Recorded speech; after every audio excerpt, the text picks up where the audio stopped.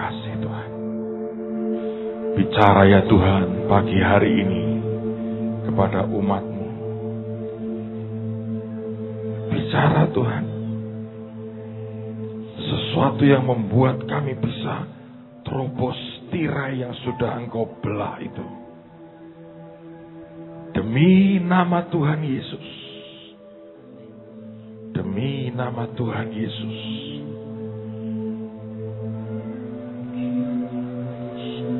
Roh pengertian, roh hikmat, roh wahyu turun pagi hari ini. Tidak ada yang pulang dalam keadaan yang sama. Semua kami akan mengalami terobosan yang besar hari ini. Sebab Engkau sudah membayar buat kami.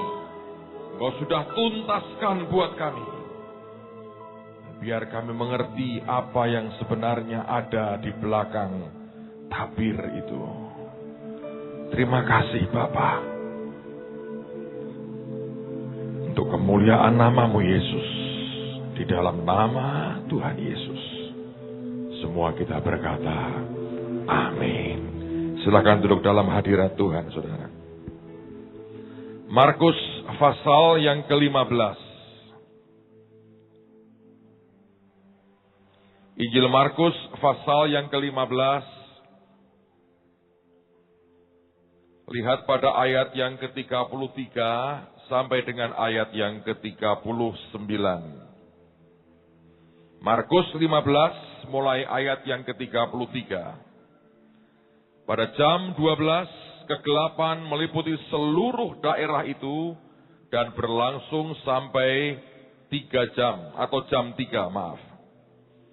Dan pada jam 3 berserulah Yesus dengan suara nyaring, Eloi, Eloi, lama sabachthani, yang berarti Allahku, Allahku, mengapa engkau meninggalkan aku? Mendengar itu beberapa orang yang berdiri di situ berkata, lihat ia memanggil Elia.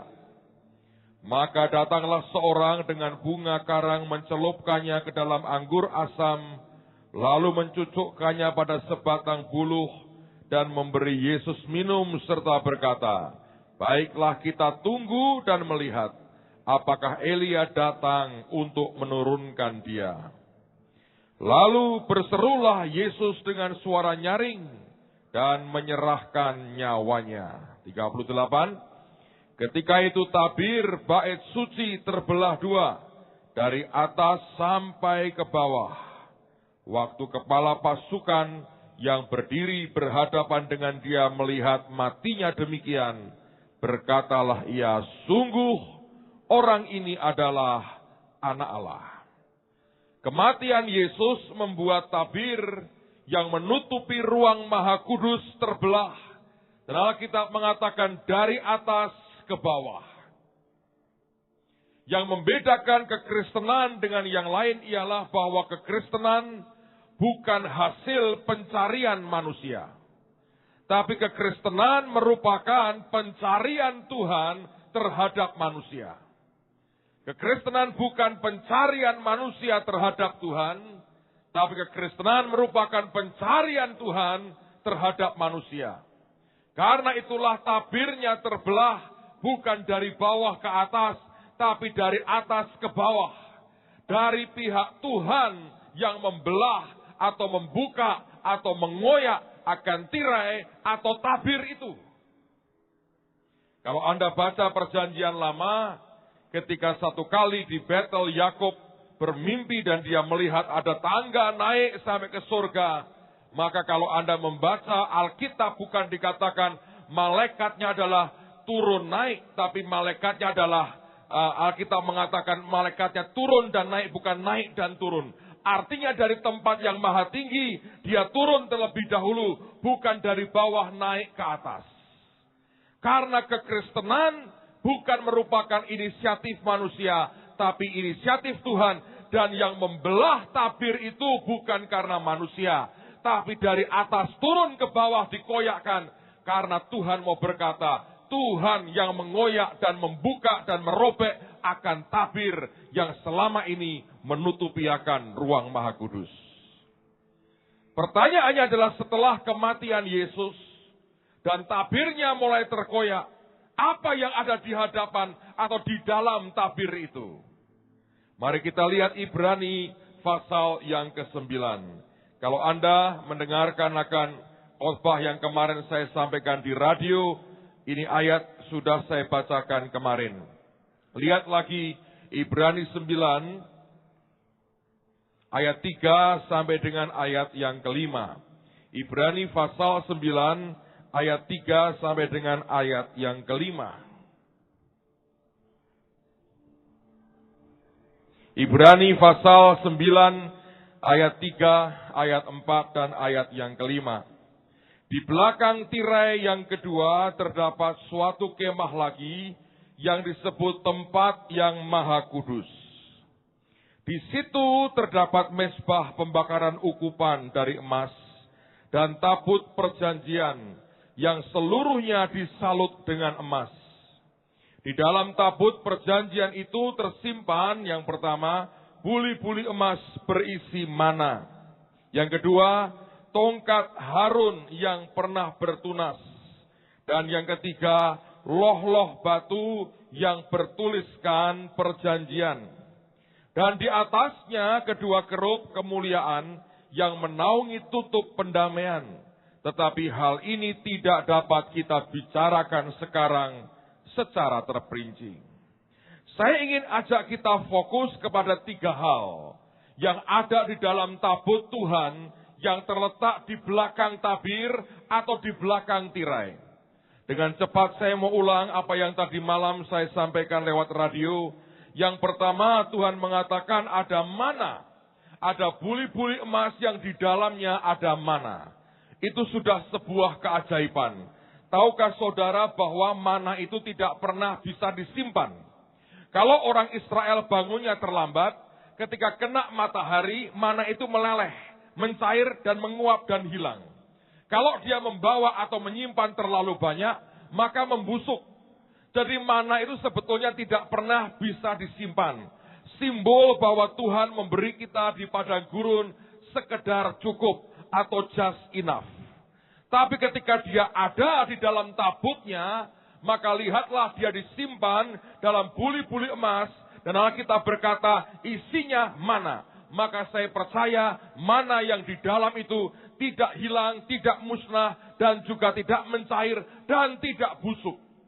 Ini bicara sesuatu yang ajaib sekali. Bahwa Tuhan menyediakan lebih dari cukup, bukan sekedar cukup.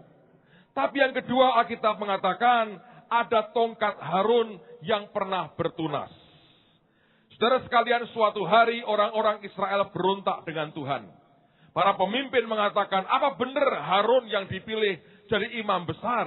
Bukannya kami-kami ini. Kenapa selalu kok sedikit-sedikit Harun? Pokoknya semuanya Harun. Mereka berontak kepada Harun. Kepada Musa sebetulnya mereka nyaris tidak berani. Karena powernya, karena kuasanya, karena otoritasnya luar biasa. Tapi Harun ini sebetulnya pribadi yang lemah. Dan buat mereka mengatakan, ini pribadi terlalu lemah untuk jadi seorang pemimpin. Berkali-kali mereka berontak kepada Harun. Suatu hari Tuhan berkata kepada Musa, panggil 12 pemimpin itu termasuk Harun. Kumpulkan tongkat mereka dan taruh di hadapan Tuhan. Lalu Tuhan berkata, engkau lihat nanti. Tongkat yang bertunas dan berbuah. Itulah tongkat dari orang yang aku pilih menjadi imam besar. Dan Alkitab mengatakan 12 tongkat melambangkan 12 suku Israel dibawa di hadapan Tuhan. Keesokan harinya hanya tongkat Harun yang bertunas dan kemudian berbuah. Saya sengaja minta teman-teman buatkan akan contohnya. Ini tongkat Harun, saudara. Tongkat ini sebetulnya dari pohon apa tidak jelas. Pokoknya ini tongkat yang dibuat dengan sangat kuat. Dan biasanya orang Israel di zaman itu, mereka punya tongkat ini untuk sebagai teman mereka, untuk mereka berjalan, atau sebagai senjata kalau ada binatang buas. Pokoknya setiap pria biasanya membawa tongkat semacam ini. Harun juga membawa akan tongkat yang sama. Tongkat ini tidak ada akarnya, dan tidak ada apa-apanya. Dan biasanya sudah dikeringkan, dan menjadi tongkat yang keras sekali.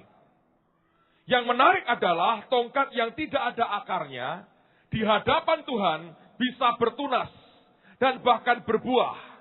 Dan Alkitab mengatakan buahnya buah badam. Buah badam dijuluki sebagai the waker.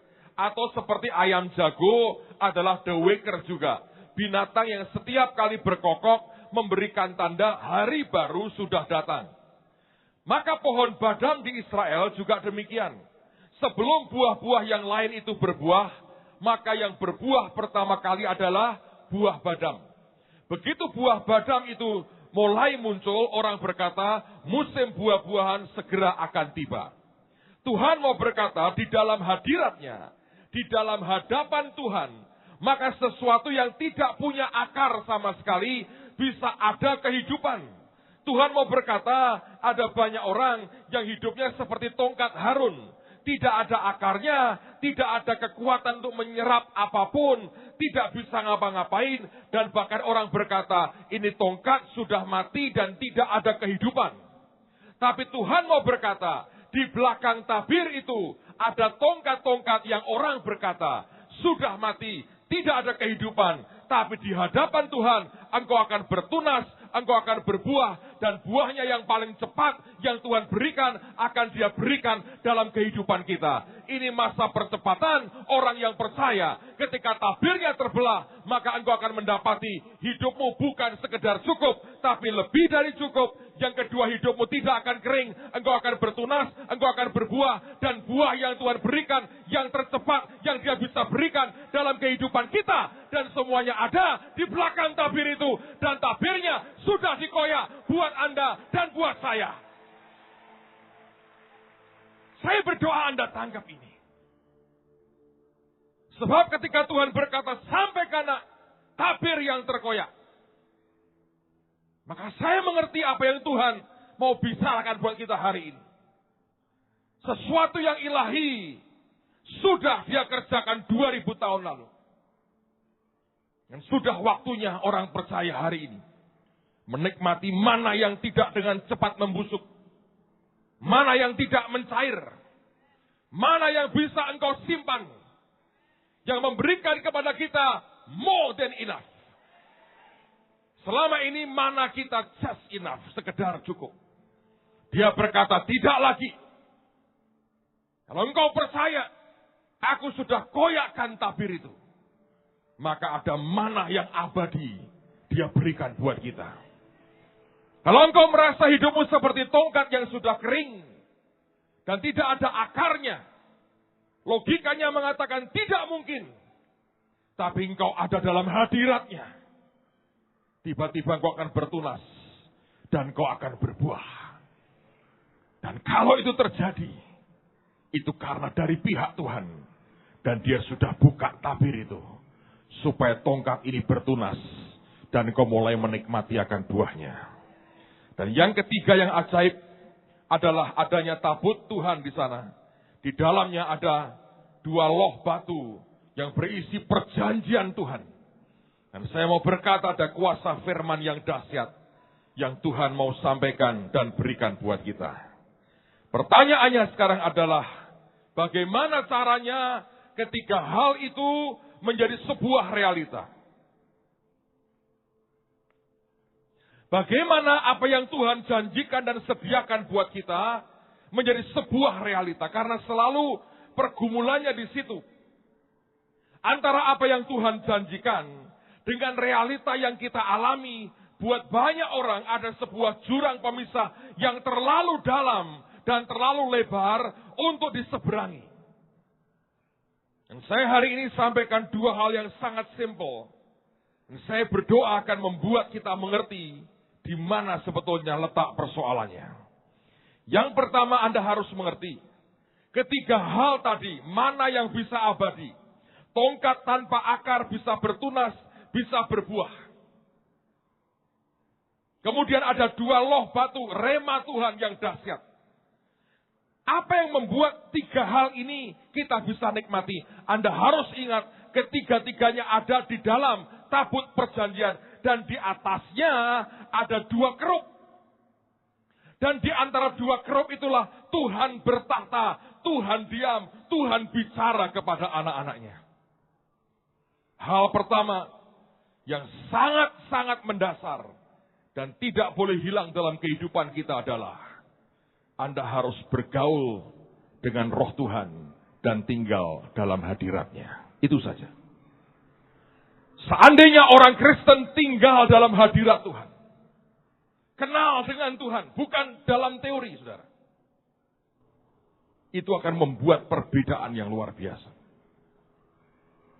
Saya bertemu dengan seseorang di sebuah kota. Dia bertanya kepada saya, Pak, buku apa yang Bapak pakai untuk belajar Ibrani, belajar Yunani? Saya bilang, enggak, saya enggak ada buku khusus. Adalah PDA, adalah komputer, adalah program-program komputer Anda bisa klik-klik, Anda bisa baca. Dan saya tanya, kenapa kamu tertarik dengan Yunani, dengan Ibrani, dengan segala macam? Dan dia mengatakan begini, saya ingin tahu terjemahan yang paling akurat, Pak. Dengan saya tahu yang paling akurat itu luar biasa. Saya bilang, akurat menurut siapa? Ya pokoknya harus yang paling akurat. Karena itu yang luar biasa. Lalu saya berkata, kalau mau akurat belajar bahasa Aram. Nanti kamu akan ngerti yang akurat seperti apa. Tapi Alkitabmu setebal ini, saya berkata. Kok bisa, Pak?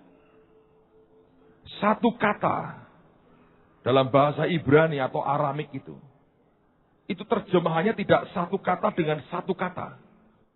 Tidak ada bahasa di dunia ini yang satu kata digambarkan di misalnya katakan shalom. Shalom itu apa? Orang berkata damai. Salah. Satu di antaranya memang damai. Tapi ada prosperity, ada kelimpahan, ada kemakmuran, ada ketenangan, ada segala macam. Nah, mau dipakai kata yang mana? Oh, semuanya. Ya, segini tebal Alkitab. Makanya si A mengatakan, oh harusnya terjemahannya ini. Si B kata, enggak, harusnya kata ini yang dipilih. Lahirlah berbagai macam versi Alkitab. Di situ saya berkata dengan dia begini. Makanya dengerin omongan Yesus. Huruf itu mematikan, tapi roh itu memberi kehidupan.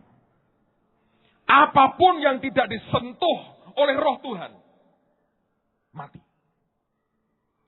Kalau engkau bisa ngerti terjemahan yang paling akurat, dan dengan itu engkau jadi orang yang sangat hebat.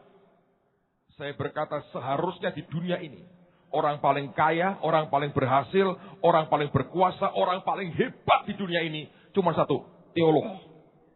Maaf yang lagi sekolah Alkitab. Teologia. The mother of all science, katanya. Harusnya mereka tiap hari mereka bongkarin Alkitab. Tapi kalau dengan kekuatan manusia, berapa banyak orang yang belajar Alkitab, ujungnya malah murtad karena baca Alkitab. Tapi kalau tidak ada roh Tuhan, memang selalu akan begitu. Saudara, kita ada hari ini karena rohnya. Saya masih ingat tahun 92. Pertama kali Tuhan beri kita gedung di Permata. Kalau Anda belum pernah ke Permata, mampirlah ke sana.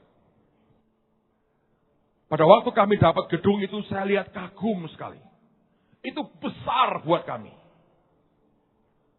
Jemaat waktu itu cuma kurang lebih hampir 200 orang. Gedung itu dengan balkon yang dibangun, bisa paling tidak 1.500 orang. Bayangkan orang 200, kebaktian 2 kali, masuk gedung yang 1.500. Saya berkata ini butuh waktu cukup lama, kita akan cukup lama di sini. Dan begitu pindah pertama saya berkata kosong sampai kami kebaktian di belakang. Karena yang utama itu kita renovasi. Dan itu lama juga renovasinya. Suatu hari saya masih ingat. Pagi-pagi itu Pak almarhum Pak Samuel Elkanah telepon saya. Dia berkata begini, ini Pak Yusak lagi di Ungaran ini, mau pulang ke Bandung. Nanti aku ajak mampir ya ke gedungmu biar mendoakan kalian. Ya, saya berkata, senang sekali. Kira-kira jam 11, datanglah Pak Samuel Elkanah almarhum dengan Pak Yusak Cipto. Mampir di gedung itu. Kami beberapa orang sudah menunggu di sana. Lalu beliau ini jalan-jalan di dalam gedung itu. Dan kemudian dia berkata begini, dia kalau dengan Tuhan terang-terangan.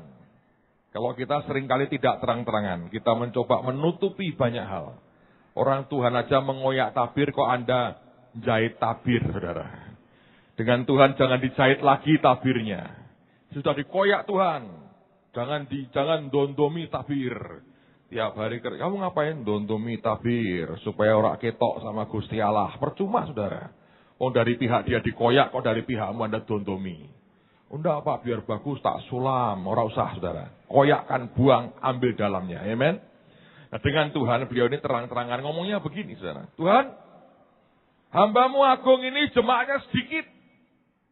Buat apa engkau beri gedung segede ini? Ngomongnya begitu. Kalau Anda jadi pendeta, mungkinkah Anda berdoa begitu? Pasti nggak mungkin. Tuhan berkati hambamu, biar gedungnya bisa penuh. Sakno Tuhan, kalau tidak penuh, nanti dia stres. Kan begitu saudara. Dia enggak. Jemaatnya dikit.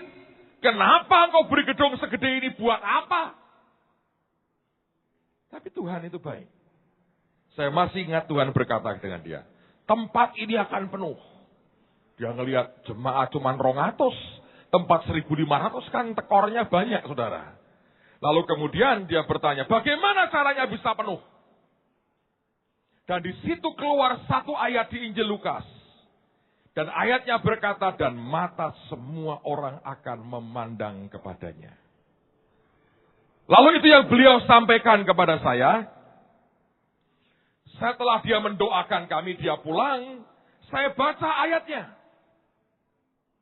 Dan waktu saya baca ayatnya, saya menemukan bahwa itu merupakan bagian dari ketika Tuhan membaca kitab Nabi Yesaya yang mengatakan roh Tuhan ada padaku oleh sebab ia telah mengurapi aku untuk memberitakan kabar baik kepada orang miskin dan seterusnya dan seterusnya. Dan di situ Tuhan berkata, untuk orang memandang akan Yesus dibutuhkan yang namanya roh Tuhan ada pada hidupmu dan mengurapi engkau. Itu awal dari sebuah kehidupan sebetulnya. Dan tidak lama kemudian saya mengalami pengalaman pribadi dengan roh Tuhan. Saya lihat dia dengan mata jasmani. Saya mulai mengerti apa yang dikatakan Tuhan tentang menyukakan hati Tuhan. Dan itu awalnya. Bukan karena sebuah metode, bukan karena sebuah manajemen yang bagus, bukan karena sebuah strategi yang hebat. Tapi ada kehidupan Tuhan. Di dalam hadiratnya itulah ada kehidupan. Nah kalau saya ngalami gereja dari begitu kecil, dia bisa memberkati jadi besar karena hadiratnya. Maka saudara bagian dari keluarga saya di sini, engkau juga harus mengalami yang sama. Kalau engkau ingin melihat hidupmu berkembang, diberkati Tuhan dengan cara luar biasa. Hiduplah dalam hadirat Tuhan. Ambil waktu engkau sendiri dengan Tuhan. Sampai engkau mengalami perjumpaan dengan dia. Sampai tiap kali hatimu ditarik ke Tuhan. Dan engkau berkata, Tuhan aku kangen, aku rindu Tuhan dalam hidupku. Tapi kalau kita melewatkan hari-hari kita dengan tugas dan pekerjaan. Kita berdoa pun asal-asalan. Tidak pernah mengalami Tuhan bicara dengan kita. Sampai nyentuh, nyabut sesuatu yang kuat, yang bercokol lama dalam kehidupan kita. Maka kehidupan juga tidak akan mengalir dengan luar biasa. Bagaimana mana bisa bertahan? Yang biasanya gampang meleleh, gampang mencair, gampang busuk. Sederhana karena ada dalam hadiratnya. Sangat dekat dengan tahtanya. Maka radiasi kekekalan Tuhan akan menyentuhnya dan membuat dia jadi kekal. Radiasi kelimpahannya menyentuhnya sehingga membuat dia memberi orang Israel lebih dari cukup. Sebetulnya awalnya sederhana sekali. Kalau engkau mau tinggal dalam hadiratnya, semuanya berubah. Karena kita bergaul dengan siapa akan jadi seperti itu. Anda bergaul dengan orang kepahitan, akan kepahitan. Anda bergaul dengan orang berontak, akan berontak. Percayalah. Hari ini kau mungkin akan bergaul dengan orang yang suka demo, maki-maki presiden. 2-3 minggu kemudian Anda akan seakan-akan politikus hebat. Ngomongin presiden terus, saudara. Karena kau ketularan, kena radiasinya. Maka kalau kita bergaul dengan Tuhan, radiasi Tuhan akan menyentuh kita. Nah, apapun yang dia punya akan nempel dalam kehidupan kita. Itu yang membuat tongkat Harun yang tidak ada akarnya ini bisa bertunas. Membuktikan kehidupan itu bukan dari sesuatu yang alamiah belaka. Kehidupan berasal dari sesuatu yang ilahi, yaitu pribadinya sendiri. Seandainya setiap orang percaya bisa mengerti akan prinsip ini, hidupmu akan berbeda, saudara. Challenge, tantangan, persoalan, masalah, aniaya selalu akan ada. Tapi orang yang tinggal itu seperti dalam hadirat Tuhan, seperti dibungkus dan dibalut dalam hadiratnya. Saudara akan mengerti itu berbeda sekali. Dan saya masih ingat, tidak lama setelah itu saya ikut KKR Benihin di Toronto untuk pertama kalinya. Sebetulnya saya diajak tidak mau. Saya tidak punya uang. Tapi Tuhan pakai seseorang bayari saya, saudara. Dan saya belajar untuk konsekuen dengan Tuhan. Sampai di Toronto ada seorang hamba Tuhan lagi yang juga dibayari orang yang sama. Untuk ikut KKR-nya Benihin. Dia berkata dengan saya, Petrus, kita jalan-jalan dulu aja. Kita ke Niagara Falls.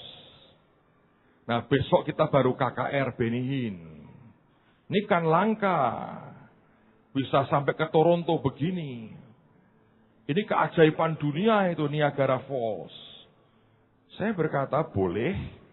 Tapi saya minta hanya sebentar ambil foto balik. Karena saya diberitahu jam 1 siang saya harus sampai di gedung tempat KKR dimulai. Akhirnya pagi-pagi kami berangkat ke Niagara Falls. Ini orang jauh lebih tua dari saya. Sungkan saya keluar, saya ikuti, saudara. Terus saya bilang, ayo foto-foto. Lihat itu, air terjun, air gembrajak. Memang besar, saudara. Foto, 10 menit. Yuk pulang. Loh, kok pulang katanya? Saya bilang kepada hamba Tuhan ini, kalau kita pulang sekarang, kira-kira sampai di hotel jam 11. Saya mau siap-siap, saya mau ganti pakaian, dan kita KKR. Waduh, kenapa kok hanya 10 menit begini? Ngomel. Saya bilang, maaf ya, tidak. Terus saya ngomong terus terang dengan dia. Saya kemari dibayari orang. Saya juga, katanya. Justru itu. Saya dibayari untuk ikut KKR Benihin. Bukan jalan-jalan. Dia diam aja, saudara. Dia tahu saya benar. Saya berangkat, akhirnya dia ngomel terus. Dan betul-betul dia hanya kebaktian 1 kali itu, saudara. Hari kedua dia tidak muncul, dia pergi jalan-jalan. Tapi itu kan masalah pribadi masing-masing.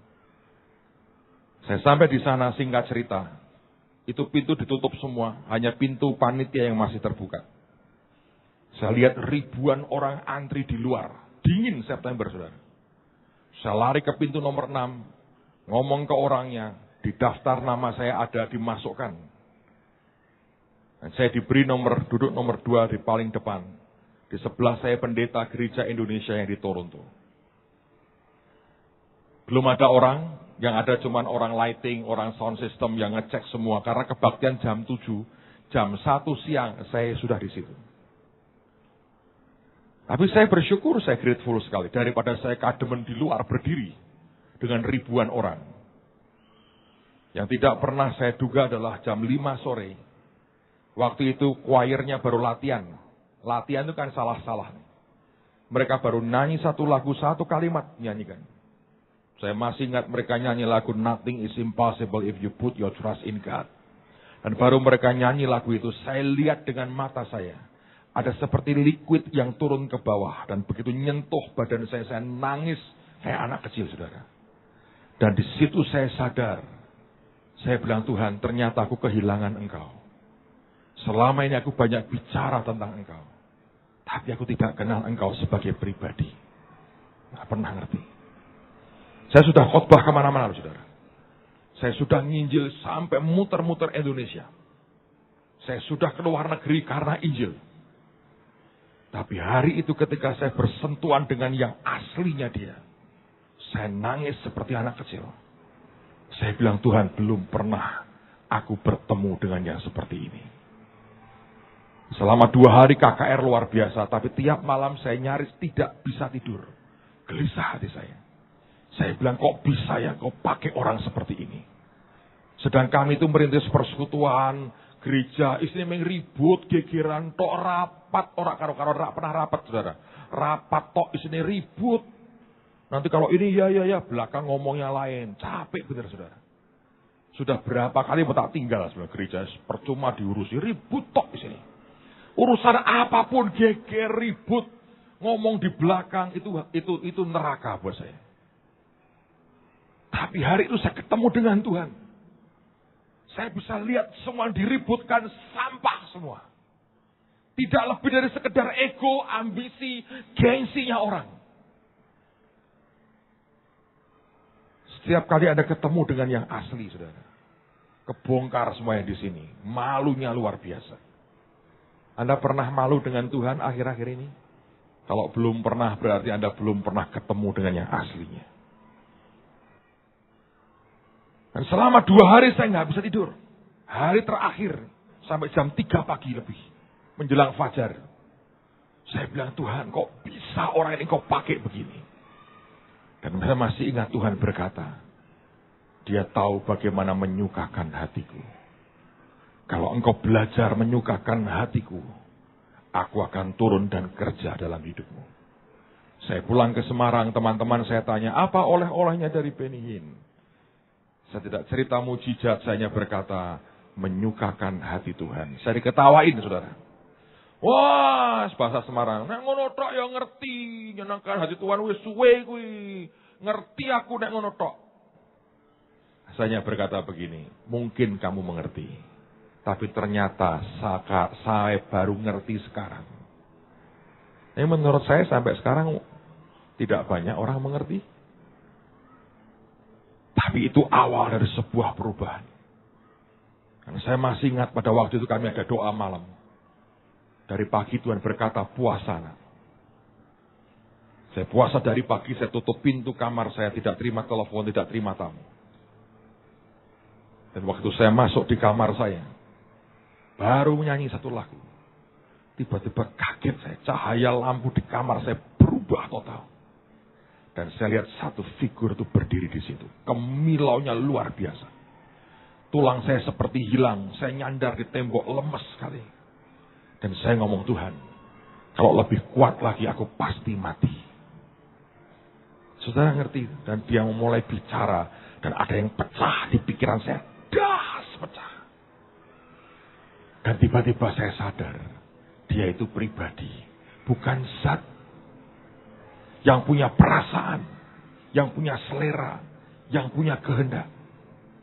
Yang engkau bisa sakiti, engkau bisa dukakan. Bahkan engkau bisa usir keluar dari hidupmu tanpa sadar. Bahkan engkau bisa membuat dia sebetulnya nggak tahan. Nek, muak dengan semuanya. Bisa banget. Dan itu yang membuat semuanya berubah sejak saat itu. Saya tahu ada yang berubah, yang pecah di kepala saya. Malam itu dalam doa malam. Saya lihat roh Tuhan untuk pertama kalinya kerja orang-orang itu berjatuhan tanpa disentuh. Dan roh Tuhan berkata, belajar meraba hati bapakmu. Aku akan kerja dengan kuat dalam hidupmu dan lewat hidupmu. That is the beginning. Itu awal. Tidak ada strategi, tidak ada otak manusia. Cuman kehidupan Tuhan yang disalurkan dalam hadiratnya. Saya hanya mendorong saudara buat yang simple. Tiap pagi kalau engkau mau kerja atau Anda mau kuliah, bawalah satu barang dari perusahaanmu atau di tokomu, engkau nyembah Tuhan. Bilang, Tuhan, aku mau ketemu dengan engkau. Hadirkan Tuhan dalam hidupmu, lewat worshipmu, lewat ketaatanmu, lewat hatimu. Ingini dia, ingini dia. Anda akan lihat sesuatu yang dahsyat terjadi. Amen, saudara. Cuman itu. Tapi yang kedua yang tidak kalah pentingnya. Kalau Anda perhatikan 3 benda tadi, baik mana maupun loh batu maupun tongkat ini, semuanya sebetulnya bicara tentang Kristus Yesus. Tidak bicara yang lain, bicara tentang Yesus. Mana itu dia roti hidup. 2 loh batu firman, dia firman. Tongkat Harun saya percaya simbol dari salibnya. Semua bicara tentang Kristus Yesus. Ketika engkau melihat tabirnya terbelah dari atas ke bawah, waktu engkau masuk ke dalam, yang engkau jumpai cuma satu pribadi, yaitu Yesus Kristus. Tapi ada masalah di sini. Begitu engkau bertemu dengan Yesus, maka engkau harus mengerti dia kepala dan kita tubuh Kristus. Dan tiba-tiba saya tahu sesuatu. Coba buka firman Tuhan. Matius pasal yang ke-8. Matius pasal yang ke-8. Kalau Anda ketemu dengan Matius 8, lihat mulai ayat yang ke-18.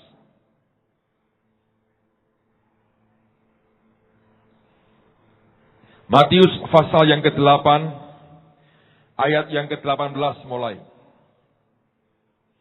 Ketika Yesus melihat orang banyak mengelilinginya, ia menyuruh bertolak ke seberang. Lalu datanglah seorang ahli Taurat dan berkata kepadanya, Guru, aku akan mengikut engkau kemana saja engkau pergi. Yesus berkata kepadanya, serigala mempunyai liang, dan burung mempunyai sarang, tetapi anak manusia tidak mempunyai tempat untuk meletakkan kepalanya. Saya kemarin tanya dengan Pak Hengki, saya tanya dengan Pak Thomas, dan saya tanya dengan Rifka. Mengapa Yesus tidak punya tempat untuk meletakkan kepalanya? Ya, mereka mencoba tidak langsung menjawab. Mereka mencoba cari jawaban yang sangat dalam. Mereka berkata, oh tidak menyukakan hatinya, dan sebagainya. Pokoknya jawaban-jawaban yang sangat dalam. Saya berkata dengan dia, sederhana. Mengapa Yesus dalam hidup kita ini tidak ada tempat untuk meletakkan kepalanya? Tahu jawabannya apa? Karena masih ada kepala kita nongkrong di sini, saudara. Ya toh? Kalau dia kepala Yesus ini ya, kita ngomong goblok-goblokan nggak, saudara? Nggak usah pinter-pinteran banget. Kalau ini kepala Yesus ini ya, saudara. Ya, ini kepala Yesus. Masa dia meletakkan di perut kita? Kan lucu kan? Kalau dia mau taruh, dia taruh di mana? Di leher kita. Ya kan, saudara? Kenapa nggak ada tempat? Kepala kita masih di sini. Kepala saya ini, kepala Anda, masih bercokol dengan kuat di tempatnya. Bayangkan kalau kita mau berkata, Tuhan, copot kepalaku, ganti dengan kepalamu. Mantap gak kira-kira, saudara? Mendadak orang yang sama melihat seperti Yesus melihat. Mendengar suara Roh Kudus dan Bapa seperti Yesus mendengar. Mencium bau seperti Yesus mencium. Pastilah dia tidak mencium brambang goreng, pete goreng, tempe goreng. Bukan. Dia cium aroma yang berkata munafiklah, tidak jujur. Aroma sorga. Ya kan, saudara? Beda cara dia mencium. Pastilah mulut orang yang sama punya mulutnya Yesus yang bicara seperti Yesus bicara. Yang sepatah kata dia ucapkan dan seseorang sembuh. Dan tidak akan tiap hari hanya ngomongin orang, ngerasani orang dan bantu doa dong. Ada berita ini, ada berita. Enggak ada. Tiba-tiba Anda berpikir seperti Yesus berpikir, bayangin. Tapi Tuhan frustrasi. Dia berkata, aku tidak punya tempat untuk meletakkan kepala. Dan memang yang bicara dengan dia ahli Taurat lagi, saudara. Tauratnya banyak. Kepalanya nempel. Kalau wayang itu dosa muko. Kepalanya banyak, saudara. 10 nyawanya rangkep. Copot satu muncul lagi, copot satu muncul lagi. Itu manusia, saudara. Sederhana. Engkau ketemu di belakang tabir itu, engkau ketemu Yesus. Dia sangat menyambut Anda berkata, apakah ada tempat buat aku? Tahukah Anda tiap hari itu Tuhan ingin Natalan dengan saudara, mengetuk akan batok kepalamu, trok. Ada tempat nggak buat aku? Dan selalu kita berkata, nggak ada. Maaf, masih betah di sini. I control myself. Seperti Frank Sinatra berkata, I'll do it my way. Dia cari rumah penginapan di Bethlehem. Dia ketok setiap hari. Ada tempat nggak? Dia berkata, nggak, masih kuat. Siapapun ngetok pintunya, bengkak sendiri tangannya. Mengapa Yesus tidak ada tempat untuk meletakkan kepala? Karena masih ada kepala kita. Bayangkan kalau ini diganti dengan Yesus. Saudara bisa lihat sebuah keajaiban yang luar biasa dalam kehidupan kita. Gereja akan berbeda. Ngomongnya akan berbeda. Otoritasnya berbeda. Cara mikirnya berbeda. Cara melihatnya berbeda. Mendengarnya berbeda. Kesensitifannya berbeda. Yang dia kecap berbeda. Yang kita makan berbeda. Langsung kita berkata, makananku ialah melakukan kehendak Bapa dan menyelesaikan pekerjaannya. Bukan kemudian nasi kucing, saudara. Anda tahu bedanya? Kenapa Yesus tidak ada tempat untuk meletakkan kepala? Sederhana, karena masih ada kepala kita. Nah, sekarang kita lihat sebuah ilustrasi lain yang menarik sekali. Kenapa orang tidak mau? Kenapa orang tidak mau membiarkan tempat kepalanya bertengger diganti kepala Yesus? Markus 14. Markus 14. Kalau Anda sampai di Markus 14, lihat mulai ayat yang ketiga.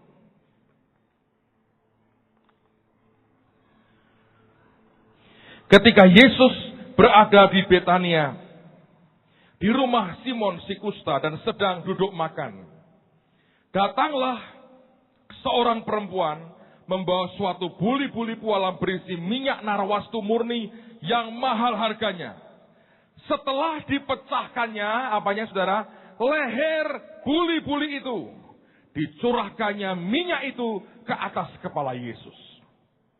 Ada orang yang menjadi gusar dan berkata kepada yang lain, untuk apa pemborosan minyak narwastu ini? Sebab minyak ini dapat dijual 300 dinar lebih dan uangnya dapat diberikan kepada orang-orang miskin. Lalu mereka memarahi perempuan itu, tetapi Yesus berkata, biarkanlah dia, mengapa kamu menyusahkan dia? Ia telah melakukan suatu perbuatan yang baik padaku. Karena orang-orang miskin selalu ada padamu dan kamu dapat menolong mereka bila mana kamu menghendakinya. Tapi aku tidak akan selalu bersama-sama kamu. Ia telah melakukan apa yang dapat dilakukannya. Tubuhku telah diminyakinya dengan sebagai persiapan untuk penguburanku. Aku berkata kepadamu, sesungguhnya di mana saja Injil diberitakan di seluruh dunia, apa yang dilakukannya ini akan disebut juga untuk mengingat dia. Ada sebuah simbol yang ajaib sekali. Wanita ini membawa buli-buli pualam yang dipecahkan leher daripada buli-buli itu.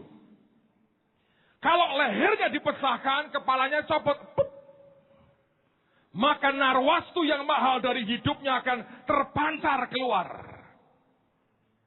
Pertanyaannya, kenapa orang tidak mau melakukan ini? Karena begitu Anda melakukannya, akan ada orang yang membuat Anda susah. Sampai Tuhan tegur berkata, kenapa engkau menyusahkan dia? Karena apapun yang engkau buat untuk melepas kepalamu dan membiarkan diganti dengan kepala Kristus, akan membuat orang lain ribut, marah, protes, menghantam saudara dengan apapun yang mereka bisa. Tapi hidup kita ini cuma dua sebetulnya pilihannya. Engkau menganiaya atau engkau dianiaya. Oh, saya enggak dua-duanya, Pak. Engkau dimuntahkan karena engkau suam sebetulnya. Saudara sekalian, kenapa Yesus tidak bisa meletakkan kepalanya? Sebab ada kepala kita di situ. Seandainya ada penyerahan tiap hari ke Tuhan, seandainya hidup kita mau berkata, Tuhan, aku mau nyerah kepadamu, akan beda ceritanya. Saya harap Anda ikuti apa yang Tuhan buat dalam 3 tahun terakhir ini. Bahkan 5 tahun terakhir ini. Ada terlalu banyak yang tidak mungkin. Saya kalau lihat ke belakang, saya berkata, Tuhan, kalau aku suruh ngulang lagi, tidak berani. Tapi kenyataannya saya melihat hari ini penyertaan Tuhan luar biasa. Saya kagum aja kalau saya lihat Tuhan. Jujur saya berkata, Tuhan, ini kalau bukan engkau gak mungkin. Saya makin sadar karena beberapa hari yang lalu saya ketemu makan siang dengan seorang bendahara satu sinode besar di Indonesia. Dan saya lagi ngobrol dengan beliau tentang kemungkinan dan menurut saya Tuhan akan pasti beri. Saya bilang, Pak, saya punya impian. Satu hari kita akan punya universitas sendiri. Saya bermimpi tahun depan September kita sudah resmikan universitas sendiri, saudara. Harusnya September ini, tapi ya demi supaya jangan mules lah kita. September tahun depan. Enaknya tahun ini sebetulnya agak tegang-tegang sedikit itu malah asik. Kalau tahun depan tuh ya agak kerja, agak santai lah. Tapi kemudian dia berkata, wah gak bisa, Pak. Susah itu, gak bisa. Dia tahu aturan, begini. Saya bilang, saya tahu kok, Pak.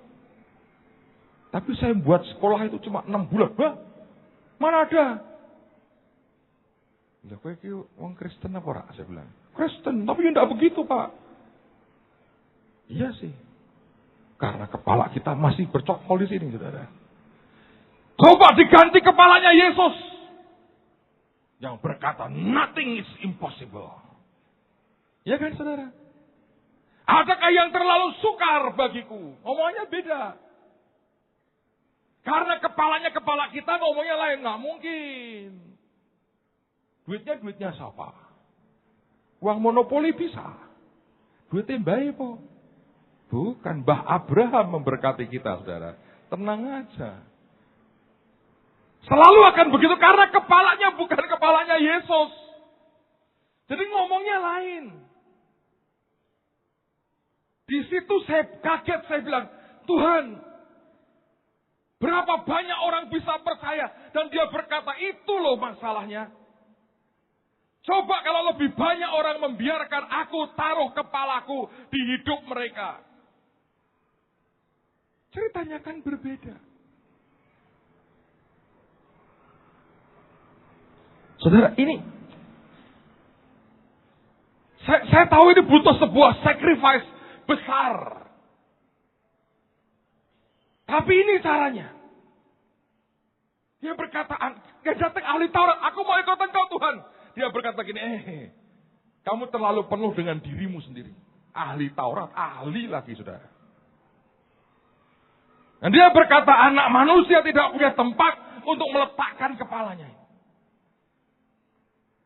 Pertanyaannya adalah, apakah dia punya tempat di hidup Anda dan hidup saya? Punya, Pak, tapi di belakang. Kan mengerikan. Punya Pak, di samping begini, berdua, kan seru Pak. Enggak seru saudara, menjijikkan itu. Punya Pak, numpuk 2 begini, tengking, monster itu saudara. Apakah ada tempat sih? Semua kita pasti menjawab ada. Kapan? Entah. Karena berat untuk mencopot yang satu ini. Karena langsung Anda jadi orang yang beda. Tadi kita nyanyi Yesus Raja yang berbeda. Begitu Anda taruh dia di badan Anda, engkau jadi orang yang berbeda. Dan menjadi berbeda itu seringkali tidak pernah mudah. Tapi ini saudara, kalau kita menantikan Tuhan datang kedua kali, ya ini. Gereja sebagai tubuhnya. Apakah ada tempat? Ternyata gereja ini nggak bisa punya tempat buat kepala Yesus. Karena gereja ini kepalanya banyak. Rambut kuning, rambut merah, rambut keriting, rambut lurus, rebonding, segala macam. Dan buat Yesus dia berkata, gua mau taruh di mana kepalaku. Tapi ini sebuah perenungan serius loh saudara. Karena begitu Anda punya ruang buat dia bergerak lewat hidupmu. Ada yang dahsyat akan terjadi. Ada yang dahsyat akan terjadi. Kadang-kadang saya sedih lihat orang-orang dengan potensi sangat besar. Tapi tidak pernah bisa berbuat apapun dalam hidupnya. Tersumbat mati. Sebagian akhirnya marah. Karena potensinya tidak bisa keluar. Saya mau berkata tidak ada satu manusia pun bisa menghambat Anda. Kalau Tuhan yang promosi engkau tidak ada manusia yang bisa. Yang menghambat siapa? Tirai hidup kita sendiri ini loh saudara. Dan menarik sekali kalau Anda baca dari Markus tadi. Cerita berikutnya. Yesus tertidur di kapal. Kenapa? Capek saudara. Jadi kepala cuma melayang-layang sendiri. Anda tahu film horor tuh? Kepala terbang. Ya Yesus tidak mengerikan seperti itu saudara. Tapi capek. Dia berkata aku mau rested, aku mau duduk, aku mau stay di satu pribadi. Dan biarkan aku punya tubuh yang aku bisa bergerak. Aku bisa pakai seperti pikiran dan hatiku. Saya berdoa Tuhan akan punya umatnya di tengah-tengah kita. Amen saudara. Tutup Alkitab saudara sama-sama. Saya ingin pada waktu nanti Anda terima tubuh dan darahnya. Anda tidak sekedar makan dan minum tubuh dan darah Kristus. Mari berkata gini, Tuhan sudah dirobek dan sudah engkau belah tabirnya. Alkitab mengatakan tabir itu dirinya sendiri. Waktu engkau makan, waktu engkau minum, engkau berkata, engkau di Golgota berkata, it is finished. Mari berkata, tuntas. Siapa yang sedang menanti sebuah breakthrough atau janji Tuhan dalam hidupmu? Mari berkata nanti pada waktu kita makan dan minum. Jadi, tidak ada penundaan lagi. Jadi, karena ini waktunya. Saya berdoa saudara. Ada tempat buat kepalanya di hidup kita. Amen saudara. Mari berdiri sama-sama. Semerbak narwastu penyembahanku di hadapan Sang Raja yang duduk di tanah. Membumbung naik korban hidupku, suatu korban yang hidup dan berkenan. Thank you Lord. Dibawanya aku di kebunnya. Aku jadi kekasih Raja. Dicurahkan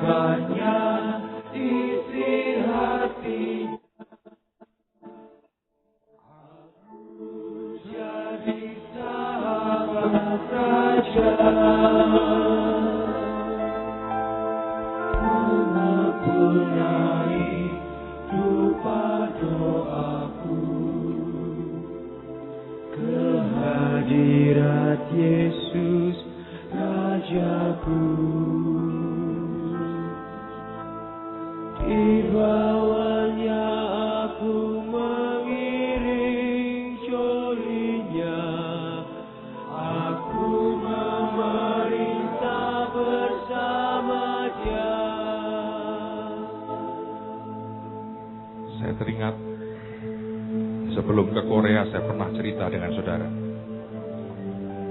Tuhan pesan aneh. Bagikan uang 100 ribuan kepada orang-orang Korea yang aku tunjuk. Saya bingung karena di Korea rupiah tidak dipakai, mereka pakai won. Saya belajar taat. Sesungguhnya tidak mudah menaruh Yesus di badan kita. Berpikir, bicara, bertindak, melihat, mencium, mendengar, mengecap seperti dia. Saya bawa uang, saya tukar uang baru.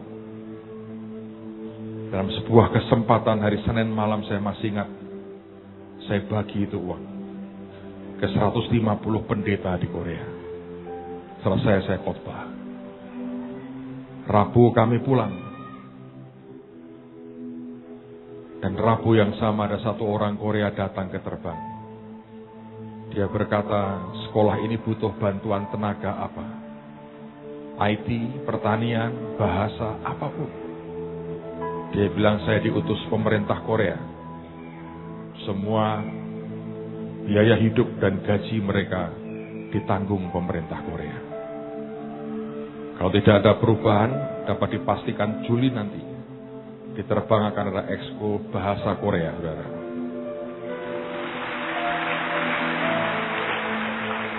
Dan Anda akan bisa bersarangeo, saudara. Saya nggak tahu yang lain. Yang saya tahu kimchi itu enak, yang lain adalah urusan Anda. Saya lagi mencoba, saya akan ketemu dengan orangnya, saya lagi sudah diberi formulirnya. Yang dibutuhkan apa saja. Tiba-tiba saya teringat peristiwa beberapa tahun lalu. Saya lihat penglihatan yang aneh. Saya lihat kita kebaktian seperti ini, saudara. Dan kemudian ada beberapa orang asing yang duduk. Dan saya tahu Tuhan berkata, bangsa-bangsa akan datang membantumu nak di sini. Bangsa-bangsa akan datang membantumu. Saya mau berkata hari ini di tengah-tengah kita ada Paul dari Amerika, ada Carlos dari Argentina, ada Ibu Ruth yang kita tugaskan di Palau itu dari Kanada, ada Mats dan Glory Bahman dari Finland. Segera akan Juli ada orang-orang Korea akan ditambahkan. Agustus akan ada Ronald Lepes dari Belanda akan juga bersama-sama kita. Saya ingat tuh saya bilang, Tuhan kau menggenapi. Dia berkata, belum, jangan ojo senang sih. Dia berkata, itu baru permulaan. Kamu akan lihat yang lebih besar dan lebih kuat akan aku beri di tengah-tengahmu. Ada maksud Tuhan yang ajaib di tengah-tengah kita. Bulan Agustus awal akan ada paling tidak 30 orang Korea akan datang. Mereka akan belajar, akan melihat pelayanan kita. Saya ingin kita sambut nanti mereka dengan baik. Dan biar jadi sebuah awal yang luar biasa. Dr. Kang dari Cohen sudah berjanji akan mengupayakan kota Semarang jadi sister city dengan kota Incheon di Korea. Dan dia akan bawa investor sangat banyak ke kota ini.